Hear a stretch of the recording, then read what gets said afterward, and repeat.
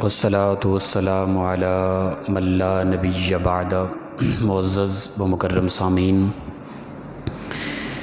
کروڑا بار شکر ہے اس پروردگار عالم کا کہ جس نے آج جمعۃ المبارک کی بابرکت گھڑیوں میں ہمیں پاک و صاف ہو کر مخلصانہ انداز میں چاہت محبت لگن کے ساتھ اس پروردگار نے ہمیں اپنے در پر آنے کی عظیم سعادت نصیب فرمائی۔ ماہ مقدس ذی الحج کا یہ مقدس مہینہ اور ابتدائی ایام ہیں اس کے، یقیناً یہ بہت ہی بابرکت ہے، اس کا ہر لمحہ۔ اور اس مقدس مہینے کے اندر جو خاص طور پہ اس کی یہ معروف ہے وہ قربانی کی وجہ سے ہے۔ پیارے پیغمبر حضرت ابراہیم علیہ السلام انہوں نے اللہ کی راہ میں قربانی دی تھی، پھر وہ ان کے بعد آنے والی تمام امتوں پر وہ طریقہ وہ سنت لازم کر دی گئی، اور پیارے پیغمبر حضرت ابراہیم علیہ السلام کی اس سنت کو اپنایا جاتا ہے اور خوشی منائی جاتی ہے۔ اللہ تعالیٰ ارشاد فرماتا ہے فَصَلِّ لِرَبِّكَ وَانْحَرْ۔ اے پیارے محبوب صلی اللہ تعالیٰ علیہ وآلہ وسلم، آپ نماز پڑھیں اور قربانی کریں، یعنی عبادت کریں اللہ کی اور قربانی دیں، حکم ہے یہ۔ تو اس سے پہلے فرمائے اِنَّا أَعْطَيْنَاكَ الْكَوْثَرَ، بے شک ہم نے اے محبوب آپ کو خیر کثیر عطا کر دیا، بہت نعمتیں ہم نے آپ کو عطا کر دی ہیں۔ اب ان نعمتوں کا شکر ادا کرتے ہوئے آپ نماز پڑھیں، عبادت کریں اور قربانی دیں۔ قربانی دینے کا مطلب محض یہ نہیں لینا ہم نے کہ یہ جو سال کے بعد، اگرچہ حقیقتاً اور عام طور پہ یہی معنی مراد ہے کہ سال کے بعد جانور لیا، اچھا خاصا اس کو ذبح کیا، یہ قربانی کا اوپنلی طور پہ یہ معنی ہے۔ اللہ فرماتا ہے قربانی دو، اس سے مراد یہ بھی ہے کہ ہر اپنی خواہش کو اللہ کے احکام کے سامنے قربان کر دینا، یہ بھی ایک عظیم قربانی ہے۔ اللہ تعالیٰ کی عطا کردہ نعمتوں پر انسان شکر ادا کرتا رہے، نماز ادا کرتا رہے اور قربانی دیتا رہے، اپنے نفس کی خواہشات، شیطان کے دیے ہوئے وسوسے، شیطان کے کیے ہوئے حملے، ان سے لڑتا رہے، اپنی خواہشات کو اللہ کے احکام کے سامنے قربان کرتا رہے۔ دراصل یہ بھی ایک عظیم قربانی ہے۔ مثال کے طور پہ بہت بڑی قربانی ہے یہ کہ انسان سویا ہوا ہے بستر پہ، گرمی کا موسم ہے تو ٹھنڈا ماحول ہے گھر میں، سردی کا موسم ہے تو گرم ماحول ہے گھر میں، اللہ کے گھر سے آواز آئی نماز کے لیے، نماز پڑھنا فرض تھا، اب بستر کو چھوڑنا، اٹھ کے وضو کرنا، چل کے مسجد کی طرف آنا مشکل ہے، شیطان بھی دباؤ ڈال رہا ہوتا ہے، نفس بھی انسان کو پریشان کر رہا ہوتا ہے، بھئی تجھے ظاہراً کیا ملے گا؟ بستر چھوڑے گا، نیند چھوڑے گا، اٹھے گا، وضو کرے گا، گرمی ہے تو گرم پانی، سردی ہے تو ممکن ہے ٹھنڈا پانی، معاملات کو چھوڑ کے جائے گا، یا دکان پہ بیٹھا ہوا ہے یا کسی اپنے معاملات میں لگا ہوا ہے، اس کو چھوڑ کے مسجد کی طرف جانا، ظاہراً تجھے کیا ملے گا؟ یہ شیطان بھی یہ سوچ دیتا ہے، نفس ہمارا بھی یہ سوچ دیتا ہے، اور پوری کوشش کرتا ہے، یہ دونوں مل کر پوری کوشش کرتے ہیں کہ انسان کو اس سے دور کیا جائے۔ اور وہ انسان جو اپنے نفس کی خواہشات کو ذبح کر دیتا ہے، وہ انسان جو شیطان کے وسوسوں کو ذبح کر دیتا ہے اور ذبح کر کے خواہشات کو دبا کر اللہ کی بارگاہ میں آ کے جھک جاتا ہے، اس انسان نے اللہ کی نماز بھی ادا کر دی، اللہ کی راہ میں قربانی بھی کر دی۔ اس سے مراد قربانی وہ نہ لینا کہ بھئی بس یہی کر لیں، ہم اٹھ گئے تو خواہشات کو مر دیا تو قربانی ہماری ادا ہو گئی۔ یہ قربانی ذی الحج 10، 11 اور 12 کو جو قربانی ہوتی ہے وہ ایک الگ ہے، یہ بھی ایک قربانی ہے جو انسان اپنے نفس کی خواہشات کو دفن کر دیتا ہے، اپنے نفس کی سوچ کو جو قربان کر دیتا ہے احکام الہی کے سامنے، یہ ایک الگ قربانی ہے۔ اور اس سے یہ بھی ممکن ہے، مراد ہے کہ بندے تو قربان ہو جا، اللہ کے احکام پر اپنے آپ کو قربان کر دے۔ یہ نفس کی سوچ ہوتی ہے، انتقام لینا۔ کسی کے ساتھ جھگڑا ہے تو چھوٹے چھوٹے معاملات پر جھگڑے ہو جاتے ہیں اور پھر انتقام کی آگ جلتی رہتی ہے دل کے اندر۔ انسان کوشش کرتا ہے کہ میں اسے بڑا سے بڑا نقصان پہنچاؤں، اگرچہ اس کے نقصان پہنچانے پر ذاتی طور پہ اسے کوئی فائدہ نہیں ہے، ٹھیک ہے نا، کوئی بھی فائدہ نہیں ہے ذاتی طور پہ، پھر بھی کوشش ہوگی حتی الامکان کہ اسے نقصان پہنچایا جائے۔ تو اللہ فرماتے میرے بندے تو قربانی کر، اپنے نفس کی یہ جو انتقام لینے کی آگ تمہارے اندر جل رہی ہے نا، اس آگ کو ذبح کر دے، اس آگ کو ختم کر دے، اس کو ٹھنڈا کر دے۔ اور اس کو جب تو ٹھنڈا کر دے گا، یہ تو اللہ کے احکام کے سامنے اپنے نفس کی خواہشات کو قربان کر رہا ہے، یہ تیرے لیے قربانی ہے۔ اور جو بندہ اپنے نفس کی خواہشات کو قربان کرتا ہے، وہ دراصل مین قربانی وہ کرنے والا ہے۔ میں نفس کی خواہشات کو قربان نہ کروں، ہر سال اچھے خاصے جانور لے کر انہیں ذبح کرتا رہوں، ٹھیک ہے یہ بھی ایک قربانی ہے، وہ بات نہیں کر رہا، لیکن میں کہہ رہا ہوں کہ ظاہری اس عمل کو تو کر رہے ہیں جو حقیقتاً نفس کے احکام کو قربان کرنا تھا، نفس کے یعنی خواہشات کو اللہ کی راہ میں قربان کرنا تھا، اس کی طرف کبھی متوجہ نہ ہوئے۔ اسی طرح انسان مختلف فیلڈز میں کام کرتے ہوتے ہیں اور مختلف قسم کی آمدنیں ہوتی ہیں مختلف طریقوں سے۔ وہ کرپشن بھی ایک طریقہ ہے، وہ لوٹ مار بھی ایک طریقہ ہے۔ ایک سین کرنے پڑ گئے، بڑا افسر ہے، غریب آدمی بیچارے کو 10 چکر لگوائے اور پھر پتہ چلا کہ اپنا سر جی تو کچھ مال چاہتے ہیں، پھر ایک سین کرنے پر کیا کچھ لیا گیا۔ اللہ فرماتے میرے بندے تو میرا بندہ ہے، اشرف المخلوقات ہے، اپنے نفس کی خواہش کے لیے تو نے انسانیت کی تذلیل کی، ایک سین کرنے کے لیے بار بار اسے واپس بھیجتا رہا، 2 سیکنڈ لگتے تھے، تو نے پینسل چلانی تھی، اس کا کام ہو جانا تھا، تو اس غریب کو ذلیل و رسوا کرتا رہا۔ اور ایک آدمی جس کی لاکھوں روپے تنخواہ ہو اور وہ اس غریب بیچارہ مزدور جو مہینے کا 15,000 کماتا ہے، اسی کے ذریعے کرپشن کر کے ایک سین کرنے کے اس سے پیسے لے رہا ہے۔ تو پروردگار فرماتے میرے بندے یہ تیرے نفس کی خواہشات ہیں، یہ کبھی ختم ہونے والی نہیں ہے۔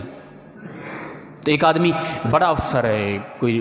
وہ اب کرپشن نہیں کرتا اس لیے کہ میرے رب نے مجھے روکا ہے، یہ قربانی کر رہا ہے، اپنے نفس کی خواہشات کو قربان کر رہا ہے اللہ کے احکام کے سامنے۔ ایک بندہ وہ ایزی انداز میں ناپ تول میں کمی کر کے وہ کافی نفع کما سکتا ہے، پر پروردگار نے روکا ہے انسان اس طرح تو انہیں نہیں کرنا۔ اب اسے کئی جہتوں سے، کئی طریقوں سے کئی نفع ملتے ہیں، پر وہ حرام ہے، اللہ نے اسے روکا ہے۔ نفس بھی اکتا رہا ہے، پریشان کر رہا ہے، کر لے یار، کون دیکھ رہا ہے، مال حاصل کر لے، وہ کرپشن، لوٹ مار، وہ سود، ہر طریقے سے کوشش کر لے، پر اسے احساس ہوتا ہے نہیں میں اللہ کا بندہ ہوں، میں مسلمان ہوں، میں اشرف المخلوقات ہوں، میں تو اگر اچھا ہو جاؤں، میں تو مسجود ملائکہ ہوں، میں اچھا ہو جاؤں میرے تو فرشتے مصافحہ کریں۔ اللہ نے لقد کرمنا بنی آدم، عزت کا تاج میرے سر پہ رکھا، اس نے مجھے خلیفہ بنایا، اس نے مجھے اپنا نائب بنایا، اس نے انسان کے اندر انبیاء بھیجے، اس نے فرشتوں کو اس انسان کا غلام بنا دیا۔ اے انسان تیرا مقام یہ ہے، تیری عزت یہ ہے، تیری فضیلت یہ ہے، تیری معرفت یہ ہے، اس کے باوجود تو نفس کی خواہشات کی مان کر اپنے رب کے احکام کو پس پشت کر رہا ہے۔ نہیں، ایسا نہیں کرنا۔ تو اس کو ایک ماحول مہیا تھا، وہ ہر طرح سے پیسہ کما سکتا تھا، پر اس نے نفس کی خواہشات کو ذبح کر دیا، دراصل یہ اس نے قربانی کی ہے۔ پروردگار فرماتے ہیں اے پیارے محبوب تم بھی اور اپنی امت کے اندر بھی یہ اعلان کر دو، فصلی لربک وانحر، اللہ کی عبادت کرو، قربانی کرو، اپنے نفس کی خواہشات کو ذبح کر دو۔ اور پھر اس سے پہلے تمہارا رب یہ اعلان کرتا انا اعطیناک الکوثر، اے محبوب آپ اور آپ کی امت کو پروردگار جب یہ عمل کریں گے، قربانی کریں گے، خواہشات کو کہ نفس کی خواہشات کو ذبح کر دیں گے، پروردگار پھر اتنی نعمتیں عطا کرے گا کہ کائنات کے اندر سب سے بڑی عزتیں تمہیں عطا کر دے گا۔ تو لہٰذا قربانی محض اس چیز کا نام ہم سمجھیں تو یہ عجیب ہے۔ ہر وہ عمل جو انسان کو نفسانی خواہشات سے روک رہا ہے، ہر وہ عمل جس کے ذریعے انسان حرام سے رک رہا ہے، ہر وہ عمل جس کے ذریعے لوگوں کو نفع پہنچ رہا ہے، سمجھنے کی یہ دراصل قربانی ہے۔ اپنی ذات کو، اپنے نفسانی خواہشات کو اللہ کے حکام کے سامنے آپ قربان کر رہے ہیں، یہ اصل قربانی ہے۔ ہم کبھی یہ بھی قربانیاں کر کے دیکھیں جو اصل ہیں۔ ہم کرتے ہیں اچھے خاصے جانور ذبح کرتے ہیں، وہ بھی ایک سنت طریقہ ہے۔ وہ سنت طریقے، سنت سے مراد ایک طریقہ، اور وہ محض سنت نہیں ہے، طریقے کے معنی کے لحاظ سے وہ سنت ہے، اور صاحب استطاعت آدمی پر قربانی واجب ہے۔ تو لہٰذا اس طرف بھی ہم کبھی متوجہ ہوں۔ جب ہم اپنی ان حقیقی قربانیوں کی طرف آ جائیں گے جو ہر لمحے کرنی فرض ہیں، ہر سیکنڈ میں، ہر قدم پہ جو قربانی ہم پر لازم ہے، یہ تو سال کے بعد قربانی آتی ہے، جانور خریدا اچھا خاصا مخلصانہ انداز میں، ذبح کیا، گوشت خود بھی کھایا، غربا میں بھی تقسیم کیا، یہ بھی قربانی ہے، اچھی بات ہے۔ پر ایک ایسی بھی قربانی ہے جو ہر لمحہ، ہر گھڑی، ہر سیکنڈ، ہر سانس ہمیں وہ قربانی دینی ہوتی ہے، خبر بھی نہیں ہے ہمیں، اس طرف بھی متوجہ ہوں۔ ہر لمحے میں جو قربانی ہے اس کو بھی کبھی کرنے کی کوشش کریں، وہ نفسانی خواہشات کو ہم ذبح کر دیں۔ دشمن ہے اس کے سے انتقام جو لینا ہے اسے معاف کر دیں، یہ قربانی ہے۔ ماں باپ کے ساتھ پیار محبت کرنا، نفس بھی کہے گا، گھر میں بعض اوقات اکثر نہیں ہوتی، بعض اوقات بیویاں بھی ہوتی ہیں جو ماں باپ کے خلاف کرتی ہیں، اور اکثر بیویاں ہوتی ہیں جو بہن بھائیوں کے خلاف کرتی ہیں۔ انہیں صحیح تربیت دیں، انہیں بتائیں یہ زندگی کب تک ہے، کب تک ہم جیتے رہیں گے اس حالات میں، ان قریب ہماری یہ سانس رک جائے گی، جسم تڑپ تڑپ کے ٹھنڈا ہو جائے گا، ہم بیچارے لاغر مجبور دیوار کی طرح ہو جائیں گے، نہ بول سکیں گے، نہ سن سکیں گے، انہی کے محتاج، اٹھا کر قبر میں دفن کر دیا جائے گا۔ پھر محض میری ذات ختم ہو چکی ہے، پھر میرے حالات جو ہوں گے نا ان کو یاد کیا جائے گا، میں کیسے جیتا تھا، میری زبان کے اندر کتنا مٹھاس تھی، کتنا میری زبان کے اندر غلاظت تھی، کیسی میری گفتگو تھی، کیسا لہجہ تھا، کیسے لوگوں کے ساتھ معاملات تھے، تعلقات تھے، پیار محبت تھی یا نفرت تھی، کتنا لوگوں کے ساتھ جھگڑے تھے، کتنا محبت تھی، قریبی ہمسائے میرے وجود کی وجہ سے کتنا پریشان تھے یا کتنا لوگ خوش تھے۔ ان باتوں کو صرف بعد میں مد نظر رکھ کے میری ذات کو یاد کیا جائے گا۔ تو لہٰذا آج وقت ہے، میں جو سال کے بعد قربانیوں کا خاص اہتمام کرتا ہوں نا، وہ قربانی بجا ہے، اس کا بھی ایک اعلیٰ مقام ہے، ہمیں کرنی چاہیے، پر جو ہر سانس میں، ہر گھڑی، قدم قدم پر قربانی ہے نا، اس کے متعلق ہم متوجہ ہوں، اس کو تھوڑا سوچیں اور ان قربانیوں کو کرنے کی کوشش کریں، اور وہ نفس امارہ کی خواہشات کو قربان کرنا ہے کہ اس کی طرف ہماری توجہ نہیں ہے۔ ہم ہر وقت نفس کی ہی مانتے ہیں، نفس نے کہا انتقام لو، چھوٹی سی بات پہ ہم لگے رہتے ہیں، دشمنیاں، نفرتیں، لڑائی جھگڑے، فتنے فساد، سگے بھائیوں کے ساتھ باز نہیں آ رہے ہوتے ہم۔ کبھی ہم کوشش کریں انتقام، سب سے بہترین انتقام یہ ہے کہ اپنے دشمن کو معاف کر دو۔ خدا کی عزت کی قسم، آپ اپنے دشمن سے جو عام طور پہ وار کر کے انتقام لینا چاہتے ہیں نا، وہ انتقام آپ کا جو ہوگا نا، وہ کچھ لمحے کے لیے ہوگا، کچھ عرصے کے لیے ہوگا، اس کے جسم پر وار کیا، بدلہ لے لیا، اس کا زخم پھر بھر جائے گا۔ آپ لوگ انتقام اس لحاظ سے لیں کہ اپنے دشمن جس نے زیادتی کی، جس نے ظلم و ستم کیا، اس کو معاف کر دیں۔ اگر اس طرح انتقام لیں گے تو وہ زخم بھر جائے گا، اس کے جسم کو تکلیف ہوگی، بس اگر معاف کر کے انتقام لیں گے، خدا کی قسم اس کی روح تڑپ جائے گی، وہ تا حیات آپ کے سامنے آ کے سر جھکا کے رہے گا، یار میں نے اس کے ساتھ کیا کیا، اس نے میرے ساتھ کیا کیا، اور اسے ایسی شرمندگی ہوگی کہ کبھی بھی وہ سر اٹھا کے آپ کے سامنے نہیں آ سکے گا۔ کبھی تو یہ انتقام لے کے دیکھیں،